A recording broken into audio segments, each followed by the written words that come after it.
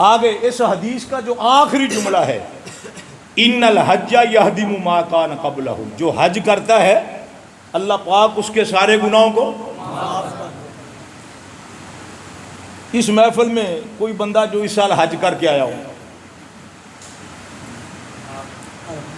پہلے میں تو کر کے مجھے تو اللہ نے بلا لیا تھا، میں بات سمجھانے لگا ہوں۔ آپ کے عزیز و اقارب رشتہ دار حج پہ جاتے ہیں نا، جب وہ بندہ حج سے آتا ہے تو آپ سب سے پہلے اس سے دعا کراتے ہو۔ داڑھی اس کی نہیں ہے، دعا نہیں کرواتے، مولوی وہ نہیں ہے، دعا کرواتے ہو، مفتی وہ نہیں ہے، 5 وقت کا پکا نمازی وہ نہیں ہے۔ حاجی صاحب دعا کیجئے، میں نے سوال کر لیا بھائی اس سے دعا کیوں کروا رہے ہو؟ نہ یہ مولوی ہے، نہ قاری ہے، نہ پکا نمازی ہے، نہ مجاہد، نہ غازی ہے، نہ مفتی، نہ پیر ہے، تم کہتے ہو مولوی صاحب یہ آپ نے تو سنایا ہوا ہے، رحمت کائنات نے اعلان کیا ان الحج یہدم ما کان قبلہ، جو شخص دیوبندی ہو، بریلوی ہو، اہل حدیث ہو، حنفی ہو، شافعی ہو، مالکی ہو، حیاتی ہو، مواتی ہو، تبلیغی ہو، جہادی ہو، ناطقہ ہو، مقرر ہو، فرمایا جو حج کر کے آ جاتا ہے رب حج کی برکت سے سارے گناہوں کو، وہ چھوٹے بڑے صغیرہ کبیرہ گناہوں کو معاف فرما دیتے ہیں۔ یہاں تک بس نہیں ہے، رحمت کائنات نے فرمایا جو ایک مرتبہ بیت اللہ کو زیارت کر لیتا ہے وہ ایسے گناہوں سے پاک ہو جاتا ہے جیسے آج ہی ماں کے پیٹ سے پیدا ہوا ہے۔ حج کرنے والے کے سارے گناہ معاف ہو جائیں تو کیا جو ایمان قبول کرتا ہے اس کے گناہ معاف نہیں ہوتے؟ زور سے اونچی آواز سے۔ تو پہلے والی زندگی ہمارے لیے، زور سے آئی بات سمجھ، ہمارے لیے، اور اونچی آواز سے، ہمارا عنوان بولو، وہ کیا تھے، وہ کون تھے، شان کتنی تھی، عظمت کتنی تھی، کردار کیا تھا، یہ ہمارے لیے حجت نہیں ہے۔ اور رحمت کائنات کے ہاتھ پہ ہاتھ رکھ کے جب وہ صحابہ بن گئے، نہیں وہ قرآنی شخصیات بن گئے، نہیں اہل بیت بن گئے، نہیں نبی کے سسرال بن گئے، نہیں نبی کے داماد بن گئے، نہیں نبی کے مرید بن گئے، نہیں نبی کی مراد بن گئے، نبی کے ہاتھ پہ ہاتھ رکھا، وہ نبی کی فوج کے مجاہد بن گئے۔ کعبے کے رب کی قسم ہے، اب دیکھو عظمت کیا ہے، اب دیکھو شان کیا ہے، اب دیکھو مقام کیا ہے، صداقت کتنی ہے۔ کعبے کے رب کی قسم ہے، وہ کیا تھے، وہ کون تھے، یہ حجت نہیں ہے۔ ایمان لانے کے بعد صحابہ کی زندگی آئیڈیل بھی ہے، صحابہ ہمارے لیے معیار بھی ہے، ایمان کا معیار بھی ہے، ہدایت کا معیار بھی ہے، تقوی کا۔ اب دیکھو شان کیا ہے، عظمت کیا ہے، مقام کیا ہے۔ رب نے قرآن میں اعلان کر دیا رضی اللہ عنہم ورضوا، یہ صحابہ مجھ پہ راضی ہے، میں خدا ان سب پہ راضی ہوں۔ خدا راضی ہو، دنیا اس پہ ناراض ہو جائے تو اس کی عظمت اور شان میں فرق آ سکتا ہے؟ اور اونچی آواز سے، پہلے والی زندگی ہمارے لیے حجت نہیں ہے، بعد والی زندگی ہمارے لیے کیا ہے؟ ایمان کا معیار ہے، ہدایت کا معیار ہے۔ اور اگلی بات، کئی لوگ ایسے یہاں بیٹھے ہیں، خاص کر کے یہ نوجوان جو مرزا جیلمی کو لائک کرتے ہیں، ہاں جی کوئی بات نہیں، شیطان کے تو لائک ہوتے ہیں نا، کیا خیال ہے؟ جو اس کو لائک کرتے ہیں، اس کے فالوور ہیں، ان کے ذہن میں ایک بات ہے، مولوی صاحب ایک بات یاد رکھنا، قرآن اور حدیث کا علم گوگل سے پڑھ کر سمجھ نہیں آتا. یہ استاذ کے سامنے دو زانو ہو کر بیٹھنا پڑتا ہے. کیا خیال ہے؟ قرآن و حدیث ایسے سمجھ بولو. اس بندے کو تو یہ بھی نہیں پتا ہوتا کہ سنت اور حدیث میں کیا فرق ہے. کیا خیال ہے؟ ایک بندہ تھا وہ جیلمی کا نہیں مرید نہیں یار نہیں, اس کو لائک کرتا تھا. اس نے کہا کہ مجھے مولویوں کے پاس جانے کی کیا ضرورت ہے. اس نے ترجمے والی حدیث کتاب لی اور گھر میں ترجمہ پڑھنا شروع کر دیا. حدیث پاک پڑھتا پڑھتا ایک حدیث سامنے نظر سے گزری.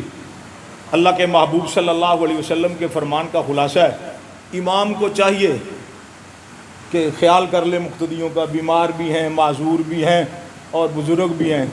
کیا خیال ہے؟ یہ نہ ہو کہ مغرب کی نماز میں سورہ یاسین شروع کر دے. اس نے کہا اچھا. اب وہ بین السطور دو سطروں کے درمیان ترجمے والی جگہ تنگ تھی تو کاتب نے ہلکی کو بڑی اے کے ساتھ لکھ دیا, یعنی چھوٹی اے لکھنا تھی بڑی لکھ دی. اب اس نے کہا یہ لفظ کیا؟ اب جوڑ کرنے لگا. کہتا جی ہا زیر لام. اچھا جس کو اللہ نے زبان دی ہے وہ بولے ہا زیر لام کہ حل نہیں ہل. آگے کاف تھا بڑی یہ تھی. نورانی کہتے میں میاں جی ہے نا چھوٹی یہ بڑی یہ. انہوں نے کیا ہا زیر لام ہل کاف یہ بڑی یہ زیر کے کی بن گیا ہل کے. وہ زور دی نماز پڑھن آیا تو انہیں شروع کی تھی اللہ اکبر تنار ہلی جائے. بندیا پوچھا خدا دیا بندیا سویرے تو بڑے سکون نہ نماز پڑھی ہوں تو ہلن لگ پہ کہندا حدیث وچ آیا ہے. کتھے ہے؟ ایمان نال دسو تسی منہ تے حدیث رکھی کہ سنت رکھی ہے؟ نہیں کیا داڑھی کا تذکرہ حدیث میں نہیں ہے؟ یہ سر پہ ٹوپی یا پگڑی یہ حدیث رکھی ہے سر پہ کہ سنت رکھی ہوئی ہے؟ اس نے کہا محدث بنے پھرتے ہیں جہاں بھر میں. بخار تو آتا ہے ان کو لیکن بخاری نہیں آتی. بخار تو روز ہوتا ہے. انہوں نے کہا حدیث وچ آیا کیڑی حدیث وچ؟ انہوں نے کہا جی اب دیکھو وہ بندہ کو سیانا سی انہیں لا لتر لیا. انہوں نے کہا الو دیا کرنا یہ ہل کے نہیں بلکہ دا مطلب ہے ہلکی نماز. جی وہ فالوور بن کے آپ پڑھو گے نا تو پھر یہ حل ہوئے گا. ہمارے نوجوانوں کے ذہنوں میں ایک بات ڈال دی. دیکھو جی مولویوں نے تحقیق کا دروازہ بند کر دیا ہے. کیا کسی مولوی نے کہا ہے آپ کو کہ صحابہ کے بارے میں تحقیق نہ کرو, ان کو پڑھو نہ؟ کہا کسی نے؟ نوجوانوں کی توجہ چاہتا ہوں. کہا کسی نے؟ کیوں جی پڑھو. کس نے کہا تحقیق نہ کرو؟ پڑھو پرکھو جانچو تولو صحابہ کو. کوئی نہیں روکتا. لیکن ایک بات سمجھانے لگا ہوں مثال سے سمجھ آئے گی. اس کو کس ترازو پہ تم نے تولنا ہے؟ کیا بات. توجہ. روکتا کوئی نہیں ہے. تولو پرکھو جانچو وزن کرو صحابہ کا. لیکن یاد رکھنا ان کا 1400 سال پہلے رب نے وزن کیا ہوا ہے. ان کو رب نے پرکھا ہوا ہے. ان کے دلوں کو رب نے. تیری اور میری رسائی دل تک نہیں ہے ظاہر تک ہے. اللہ نے ان کے دلوں کو بولیے پرکھا ہوا ہے جانچا ہوا ہے. نہیں پرکھ کے جانچ کے ان کے دلوں کا امتحان بھی لیا ہوا ہے. تیری رسائی ظاہر تک ہے چہرے تک لباس تک ہاتھوں تک پاؤں تک ہے. رب وہ ہے جس کی رسائی دلوں پر ہے. رب کا قرآن کیا کہتے ہیں یعلم خائنۃ الاعین وما تخفی الصدور. وہ تو دلوں میں چھپی ہوئی باتوں کو جانتا ہے. آئیے صحابہ کو تولیے جانچیے پرکھیے. پھر کیوں عرض کر دیتا ہوں رب نے جانچا ہوا ہے پرکھا ہوا ہے تولا ہوا ہے. رحمت کائنات نے غلاف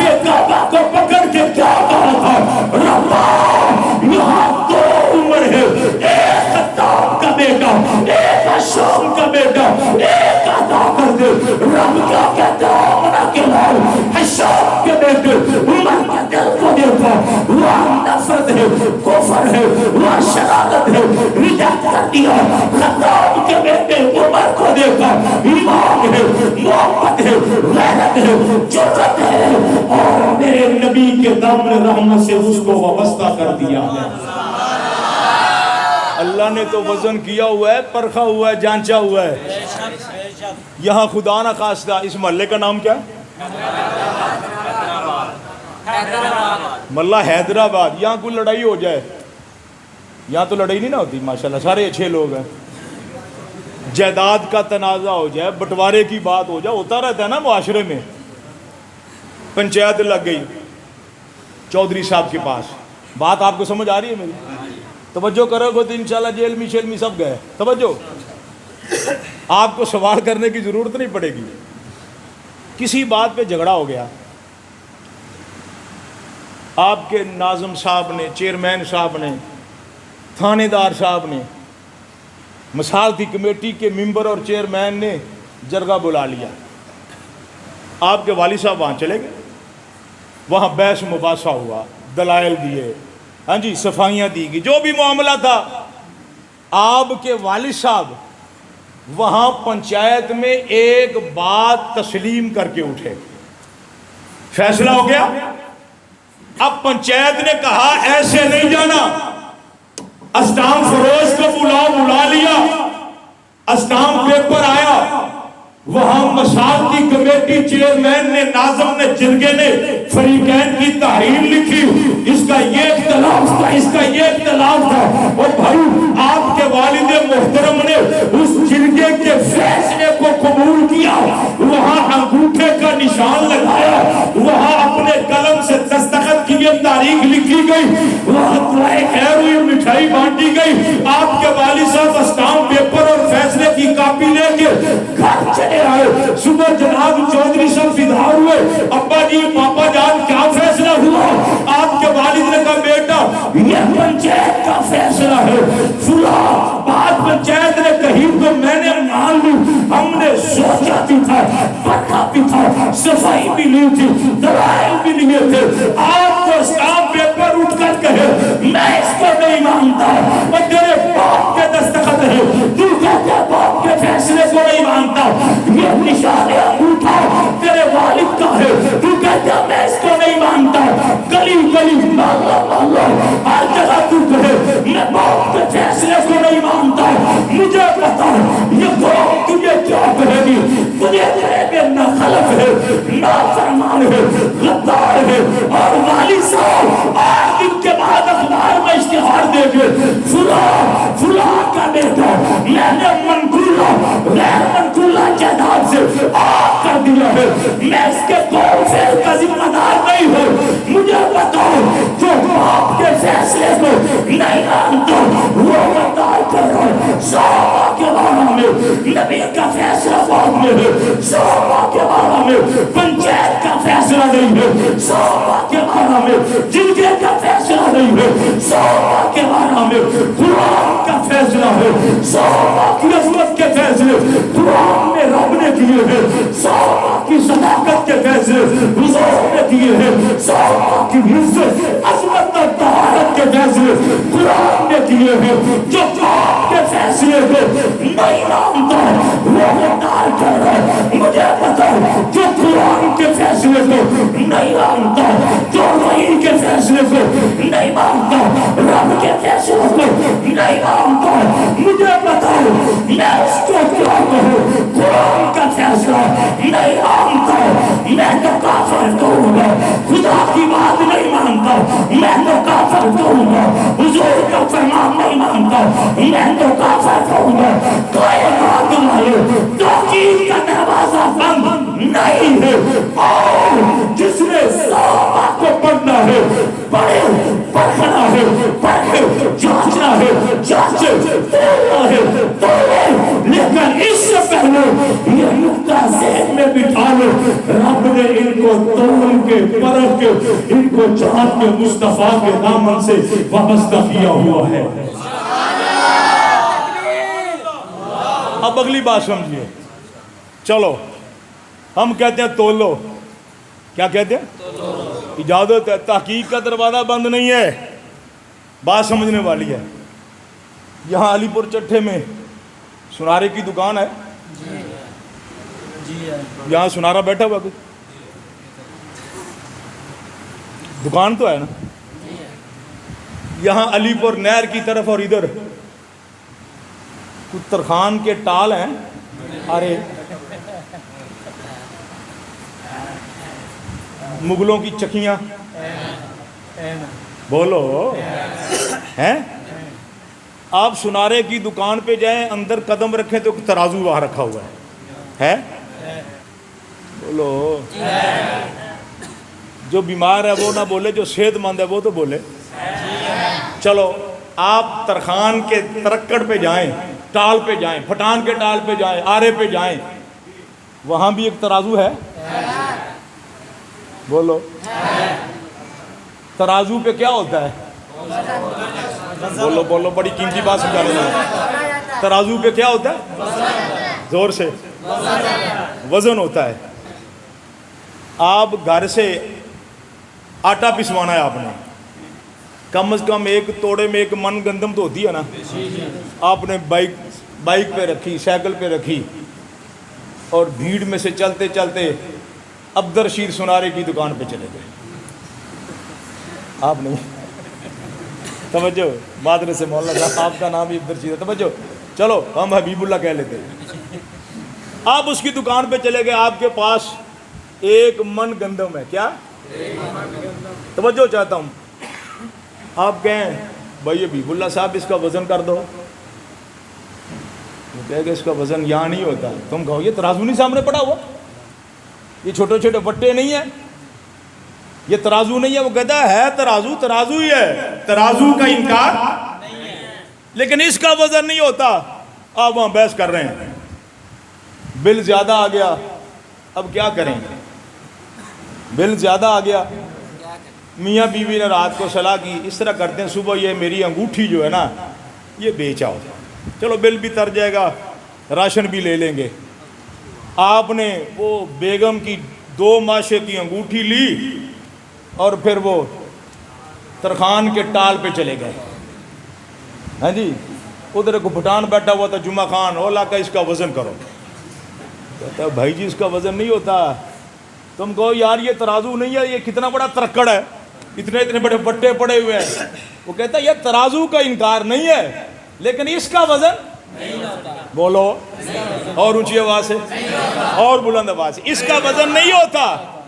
وہ وہاں بحث کر رہے ہیں, یہ یہاں بحث کر رہے ہیں. وہ کہتے ہیں میرے من چاول من گندم ہے, اس کا لکڑی ہے 2 من, اس کا وزن کرو. وہ کہتے ہیں اس کا وزن نہیں ہوتا. تم کہتے ہو یہ ترازو نہیں ہے, وہ کہتے ہیں ترازو کا انکار نہیں ہے. یہ کہتے ہیں 2 ماشے اس ترکڑ پہ سونے کا وزن کرو. وہ کہتے ہیں اس کا وزن نہیں ہوتا. تم کہتے ہو یہ ترازو نہیں ہے. وہ کہتا ہے بابا ترازو کا انکار نہیں ہے لیکن یہ ہے ترازو, یہاں وزن ہوتا ہے. وہ کہتا ہے یہ بھی ترازو ہے لیکن یہاں وزن ہوتا ہے. یہ ترازو سونے کے تول کے لیے ہے, یہ لکڑ کے لیے ہے, یہ آٹے کے تولنے کے لیے ہے, یہ گندم اور چاولوں کے لیے ہے. آؤ صحابہ کو تولو تولو تولو, کوئی انکار نہیں کرتا لیکن صحابہ کو تاریخ کے ترازو پہ تولو گے.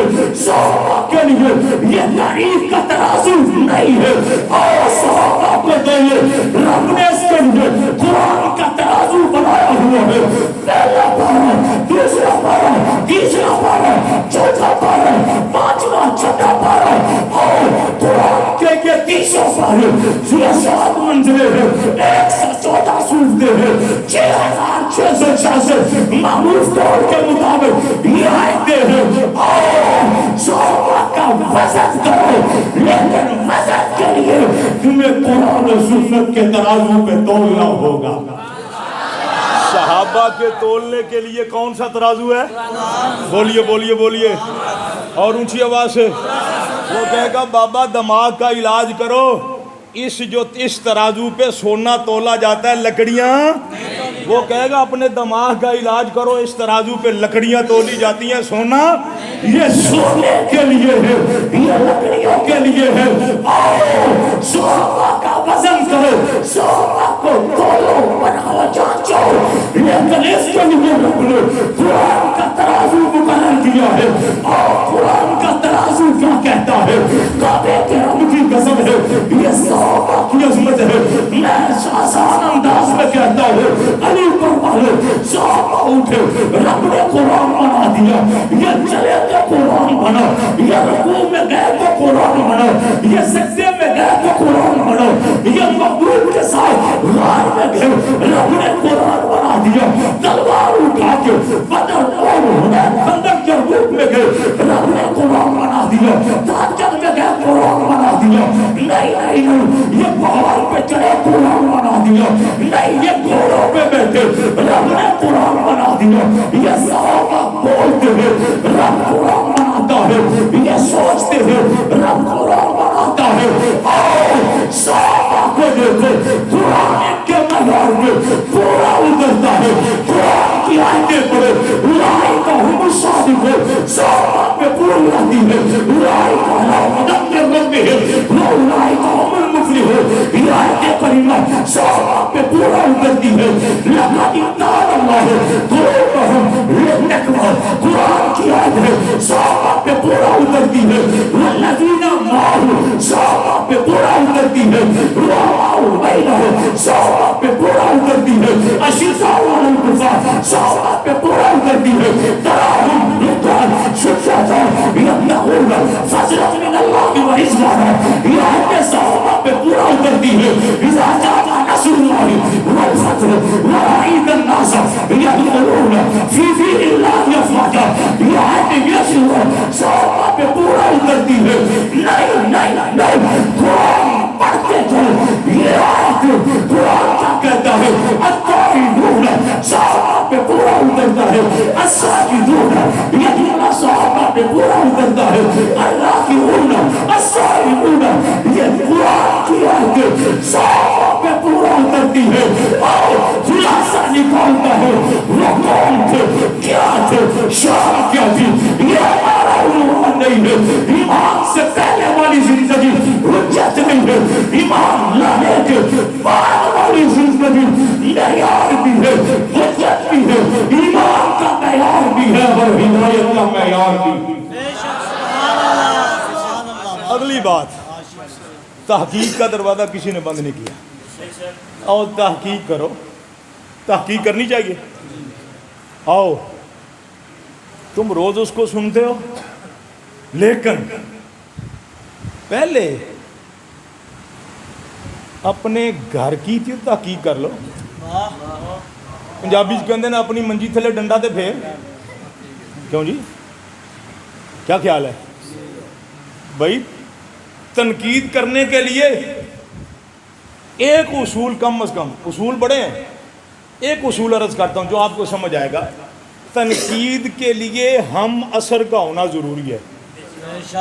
کیا خیال ہے؟ ہم سارے ہم اثر ہیں، ہمارا زمانہ ایک ہے۔ آپ مجھ پہ کریں، میں آپ پہ کرتا ہوں نا، غلط فہمی بھی تو ہو سکتی ہے نا۔ تنقید کے لیے کم از کم ہم اثر ہونا۔ ہم 1444 سال کی ڈالڈا گھی کی پیداوار، کیا خیال ہے؟ اور ہم تنقید ان پر کریں جن کی عظمت کی قسمیں رب نے قرآن میں اٹھائیں۔ یہ کس نے اجازت دی ہے؟ کون سا دروازہ ہے یہ؟ کون سا معیار ہے یہ؟ کون کہتا ہے؟ مولانا حق نواز جنگوی شہید رحمت اللہ تعالی، سب کہہ دو رحمت اللہ۔ ستمبر کا مہینہ ہے نا، 6 تاریخ کو ہماری یوم تاسیس تھا، یعنی 6 ستمبر 1985 کو اس جماعت کی بنیاد رکھی گئی۔ میں ایک جملہ عرض کرنے لگا ہوں جو آپ کے ذہنوں میں یہ بات ہے، نہیں تو کل آئے گی، لو جی یہ کون سا طریقہ ہے، یہ کون سا طریقہ ہے کسی کو سخت جملے کہہ دینا، یہ کون سا طریقہ ہے کسی کو کافر کہہ دینا، یہ کون سا طریقہ ہے؟ صحابہ کی عظمت کی بات کرنی ہے نا، یہی وہاں ہے نا۔ مولانا عبدالشکور لکھنوی نے ان کی عظمت کا کام نہیں کیا، عطا اللہ شاہ بخاری نے نہیں کیا، دوست محمد قریشی نے نہیں کیا، قاضی مظہر حسین نے نہیں کیا، علامہ عبدالستار توسوی نے نہیں کیا، مولانا سرفراز صفدر نے نہیں کیا، فلاں نے نہیں کیا، فلاں نے نہیں کیا. یہ نیا انداز کہاں سے آیا ہے؟ کیا خیال ہے؟ او بھائی جو پرانے بابے نا ان کے ذہنوں میں تو سوال تھا، شاید آج نکل جائے. نوجوان نسل کے ذہن میں بات آئے گا یہ کیا طریقہ کار ہے. اور پھر توجہ، ہمیں آیتیں سناتے ہو ادعو الی سبیل ربک بالحکمت والموعظۃ الحسنہ. اچھا مولوی جی دیکھو قرآن چاہیا ادعو الی سبیل. او بھائی ہمیں پتہ ہے اس آیت کا محمل کیا ہے، اس کا ترجمہ کیا ہے، اس کا مفہوم کیا ہے. تجھے کس نے اجازت دی ہے کہ اس آیت کو یہاں فٹ کرے؟ تجھے کس نے اختیار دیا؟ کیا خیال ہے؟ یہ تو علماء کا کام ہے نا. تجھے کس نے کہا ہے کہ اس آیت کو یہاں فٹ کر دو؟ کام بڑے اچھے انداز میں ہو رہا تھا، بڑا خوبصورت نظام تھا. بھائی عظمت یا صحابہ، دفاع صحابہ کی دو قسمیں ہیں. کتنی قسمیں؟ زور سے. میرا خیال تھک گئے ہو، آخری بات ہے. نہیں مجھے پتہ تھک گئے، سو رہے ہو تم. کتنی قسمیں ہیں؟ اور جنگ کی بھی دو قسمیں ہیں. جنگ کی بات سمجھو گے تو یہ بات سمجھ آئے گی. جنگ کی دو قسمیں ہیں، ایک ہے دفاعی انداز میں جنگ کرنا، ایک ہے اقدامی طور پہ، یعنی کافر سے پہلے وہ منصوبہ بنا رہا ہے، ہمیں خبر مل گئی، ہم اس کے حملے سے پہلے اس پر وار کر دیں. جیسے بدر ہوا، کافر ابھی سوچ رہے تھے، وہ ساز و سامان تیار کر رہے تھے، اللہ کے محبوب کو خبر مل گئی، ان سے پہلے ہی حضور نے صحابہ کو لے کے حملہ کر دیا. اور پھر جو احد ہے یہ دفاعی انداز میں مدینے میں رہ کے لڑی ہے نا. توجہ کرنا، یہ دو قسمیں ہیں جہاں. قرآن پاک میں اللہ پاک نے صحابہ کا دفاع بھی دو طرح کیا ہے، ایک ہے دفاعی انداز میں، ایک اقدامی طور پر. آخری بات سمجھانے لگا. حضور صلی اللہ علیہ وسلم صحابہ کے ساتھ واپس آ رہے ہیں، راستے میں پڑاؤ کیا، وہاں منافقوں نے آپس میں بیٹھ کے نا ایک میٹنگ کی، یعنی باتیں کی. کیا کہا؟